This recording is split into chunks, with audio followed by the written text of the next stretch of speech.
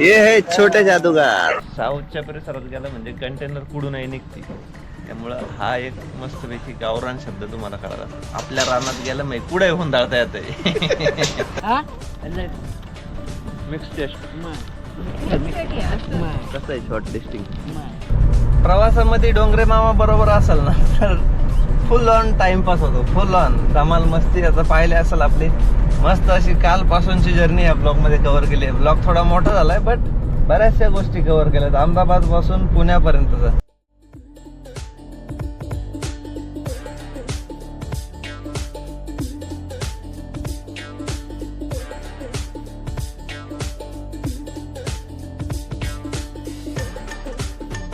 सकाळचे बरोबर 9 वाजलेत मित्रांनो. आपल्याला लोडिंगला पण जायचंय आणि आपलं लोडिंगचा टायमिंग पण 9 होता सकाळचा. पण आपल्याला इथंच 9 वाजून 8 मिनिटं झालेत. लोकेशन भेटलंय. हे लोकेशन झालं स्टार्ट. आणि हे मामा आले गाडी खाली करून. हे पण मामा आपल्या बरोबर 2 दिवस होते. तर चला आपण आता फास्टेस्ट रूट्स पकडू आणि डायरेक्टली लोडिंगला जाऊ. बाकी सगळ्या गोष्टी पुढे कव्हर करू.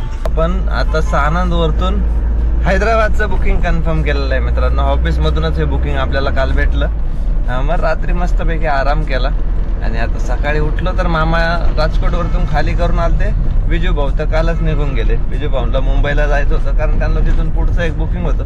त्यामुळे ते निघून गेले आणि आपण आज सकाळी निघालोय आता सानंदला. तर इथून एक जवळच आहे आपल्याला सानंद.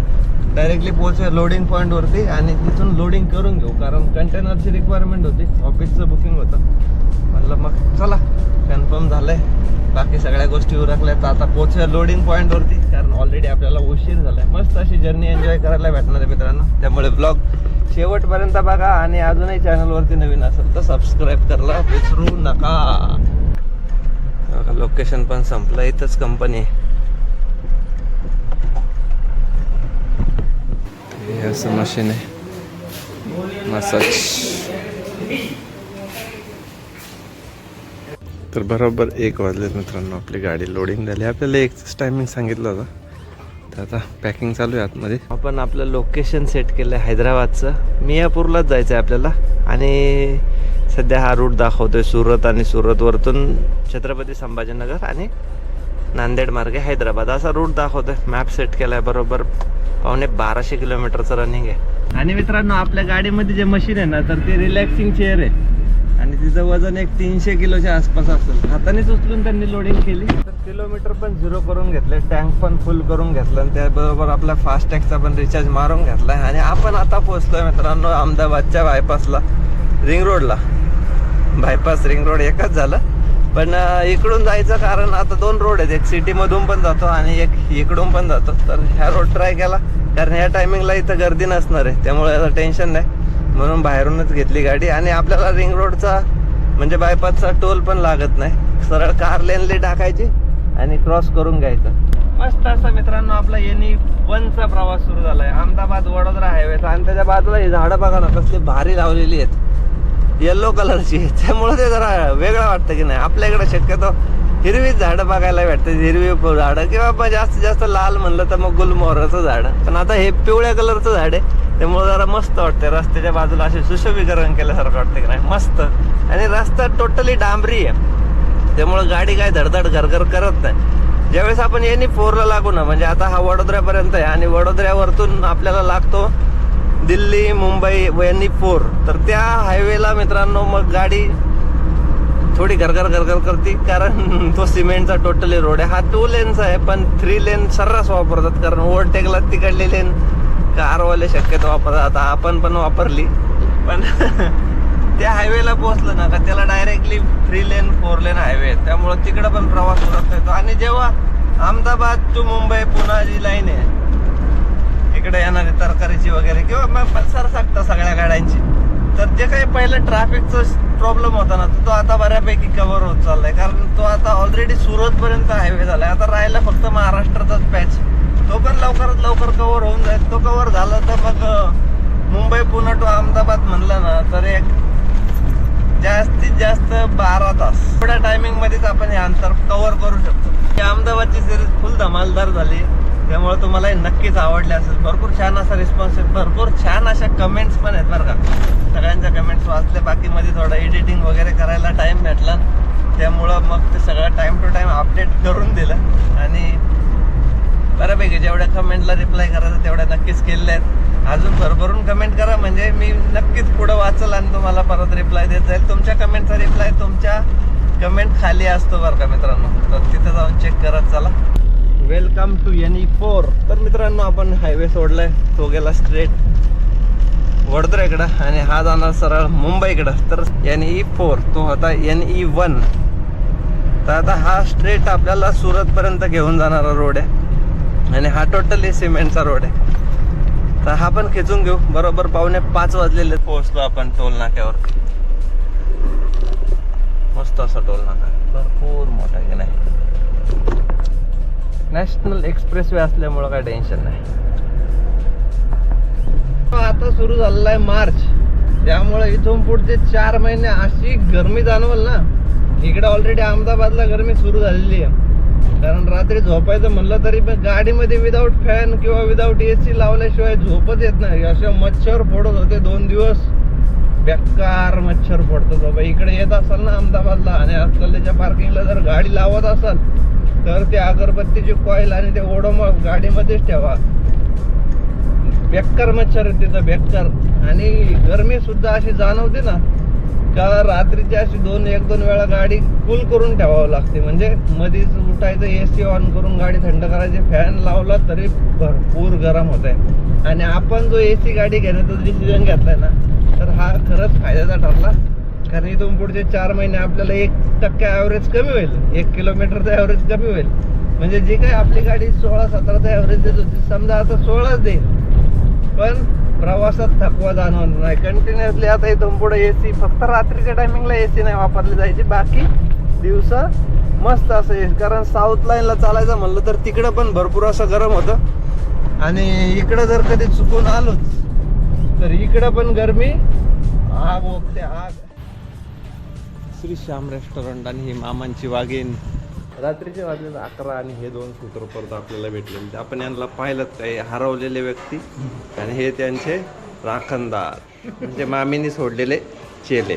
तर पोचलोय मित्रांनो आपण हायवेला आता, म्हणजे जेवायला थांबलं. बरोबर 11 वाजले आणि हे जे ऐकलं ना तुम्ही, हे ह्या कानाने ऐकायचं, ह्या कानाने सोडून द्यायचं काय. तर आम्ही थांबलो जेवायला. मस्त अशी शेवभाजी आज ऑर्डर केली आहे आणि हे छाज. चला जेवण उरकूया. मामा कसं आहे जेवण? तुम्ही टेस्ट घेतली बघ, मी नाही सुरुवात केली अजून. चांगलं आहे ना? Credit goes to hotel Shyam रेस्टॉरंटचे मालक तिथं चेअरवरती बसलेले आहेत बघा. बरोबर 1:30 वाजलाय मित्रांनो. आपण थांबलो इथं एका हॉटेलवरती सापुताऱ्यामध्ये. आता मस्तपैकी झोप काढायला पाहिजे, तर आता आराम करतो. मामा पण आपली गाडी लावते शेजारचे, बघा फिरून लावते. तर चला सगळ्यांना गुड नाईट आणि जय शिवराय.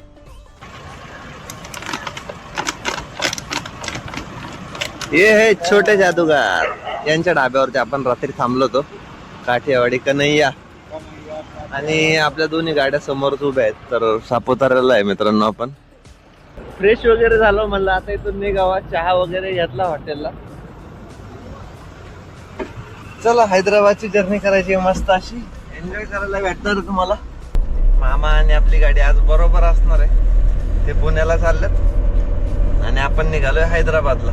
तर आपली डिलेवरी असेल परवा, त्यामुळे आपल्याकडं आजचा पूर्ण दिवस आहे, उद्याचा पूर्ण दिवस आहे. त्यामुळे रात्री मस्तपैकी रिलॅक्स झोपलो होतो आणि सकाळी उठूनच म्हणलं आता प्रवासाला सुरुवात करावं. कारण आता खेचायची नाही, रिलॅक्स जायचंय, त्यामुळे टेन्शन नाही. Welcome to Saputara. भरपूर वेळा इकडून आपण आलोय. सकाळ सकाळी मस्त असं सापुताराचा view, Saputara lake, Saputara circle, आणि हा जातो आपल्या नाशिककडं. अरे सचिन उलटा झाला, आता सुलटा झाला. रशियन ए सचिन आहे, राशीन आहे का सचिन आहे?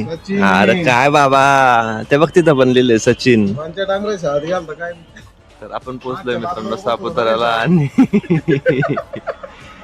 मामा आणि योगेश आपल्या बरोबर आहे. आता हे सचिन नाव आहे तर ते म्हणे राशीन नाही, राईन तरी म्हणायचं होतं. सैन सैन असं मराठीत वाचल्यावर स याला पहिली वेलांटी मला असं वाटतं त्याची नवरात्री झोप. आता हे फास्ट म्हणल्यावरती तर ड्रस्ट म्हणणार ड स्ट ट्रूट ड्रूड म्हणजे गुजराती वाचतात आणि थोडं सिमिलर आहे पण फास्ट फूड सचिन चला या असते बरं का.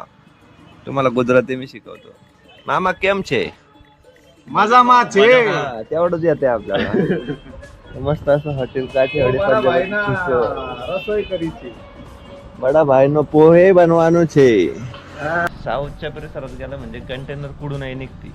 त्यामुळं हा एक मस्तपैकी गावरान शब्द तुम्हाला कळाला असेल. आपल्या रानात गेलं माहिती पुढे हुंदाळता येते.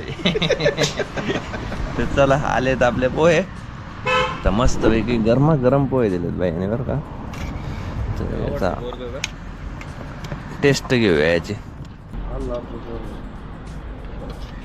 चांगलं बनवलंय मस्त साखर बिकर टाकलं. पोहे कसे काय गोड गुजराती पोहे. चला उरकलाय मित्रांनो आपला नाश्ता सापुतारामध्ये. 50 रुपये म्हणजे चहा प्लस पोहे. आणि आपल्या गाडीमध्ये वजन मॅक्सिमम 300 किलो असणार. तर पोहोचलोय चेकपोस्टला. हा चेकपोस्ट तर चालू आहे. आता काटा करून घेऊ गाडीला आणि स्ट्रॉबेरी पण घेऊया कारण इकडं स्ट्रॉबेरी भरपूर भेटते. बघा तिकडं बाहेर पण आहे. आतमध्ये पण भरपूर असे स्टॉल आहेत. हा मामांनी घेतला ब्रेक स्ट्रॉबेरीचा. चला स्ट्रॉबेरी घेऊया. वजन करत आपण घेतलेली नको का कसा पक्कल नको. फेशियल काय कामाचं तुम्ही टाकूच नका. टाकू नका. टाका तुम्ही बारकाई दिली. चला मामा करतात आपली जमाल दादा स्ट्रॉबेरी. भाऊ, लावलाय. या पाठीचा. 100 रुपये किलो आहे बघा. लहान गोड लागतं हम्म. पण घेणारे लहान घेतच नाही. हा लहान घेतात नाही. खरंच गोड आहे. हा मिक्स टेस्ट. कधी असं कसं आहे शॉर्ट लिस्टिंग. तिला झाकून ठेवून नाही तर याच्यात पाणी व्हायचं. ऊन आहे भरपूर. चला जाऊया मित्रांनो आता काट्यावरती वजन करायला. समोरच काटा आहे.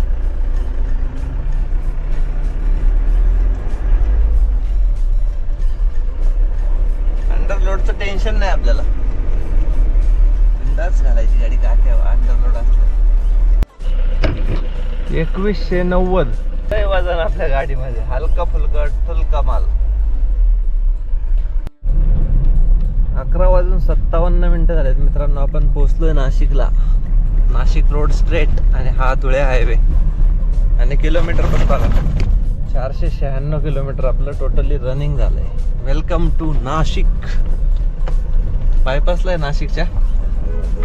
बळी महाराज देवस्थान नाशिक. तर आपण जागेवरतून मित्रांनो डिझेल टँक फुल करून निघालो होतो. किलोमीटर पण 0 किलो होते. म्हणजे सानंद ते नाशिकचं अंतर बरोबर 500 किलोमीटरचं होतं. मामा थोडे पुढे चालत बरं का. त्यांना ॲक्च्युली आज डिलेव्हरी द्यायची आहे. त्यामुळं मामांना म्हणलं जरा तुम्ही खेचत चला. मी आलोच तुमच्या मागं. जास्त पुढं नसतील थोडेच पुढं असतील. ॲव्हरेज पण आता AC मुळे थोडा एकने फरक पडलाय बरं का आपल्या गाडीला. आता पुढे गेल्यानंतर जरूर लागलच आपली गाडी. म्हणून 2 पोल शिल्लक आहेत. 500 किलोमीटर तर झालेत म्हणा. अजून एक 30-40 किलोमीटरला आपला रिझर्व लागू शकतो. म्हणजे सिन्नर पर्यंत जातावर रिझर्व लागू शकतो. तर तिथे गेल्यानंतर मग डिझेल पण परत एकदा फुल करून घेऊ. म्हणजे आपण महाराष्ट्र बॉर्डरच्या तिथंच परत एकदा डिझेल फुल करता येईल. तशी जाईल लांब पर्यंत पण महाराष्ट्र बॉर्डरला टाकलं म्हणजे आपल्याला हैदराबादला जो महाग आहे डिझेल तर आहे त्याच्यापासून परत वाचवता येईल.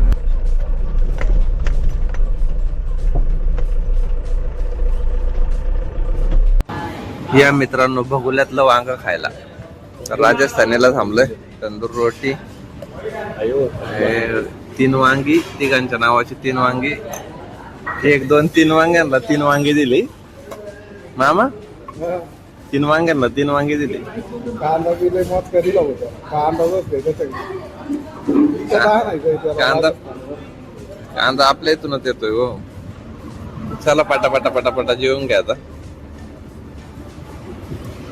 पुरतंय बरं का तिघांचं खाणं व्यवस्थित. हा ओके चला जेवण उरकू आता. प्रवासामध्ये डोंगरे मामा बरोबर असेल ना तर फुल ऑन टाइमपास होतो, फुल ऑन धमाल मस्ती. आता पाहिले असेल आपली मस्त अशी कालपासूनची जर्नी या ब्लॉग मध्ये कव्हर केली आहे. ब्लॉग थोडा मोठा झालाय बट बऱ्याचशा गोष्टी कव्हर केल्यात अहमदाबाद पासून पुण्यापर्यंतचा. तर आता चाकणला पोहोचलोय, बरोबर 5:15 वाजलेत आणि आपले किलोमीटर झालेत 685. म्हणजे ते 30 किलोमीटर पुढं सोडलं तर पुण्याचं अंतर अहमदाबाद पासून ह्या मार्गे आलं तर 650 किलोमीटरचं रनिंग होतंय. आता मामा जातील भोसरीमध्ये, त्यांना गाडी खाली करायची आहे, ते तिकडे जातील. आपण डायरेक्टली घरी जाऊया. हा ब्लॉग खूप मोठा झालाय आणि अजून आपली जर्नी बाकी आहे 600 किलोमीटरची पुण्यावरतून हैदराबादची. तर ती नेक्स्ट ब्लॉगमध्ये कव्हर करण्याचा प्रयत्न करू.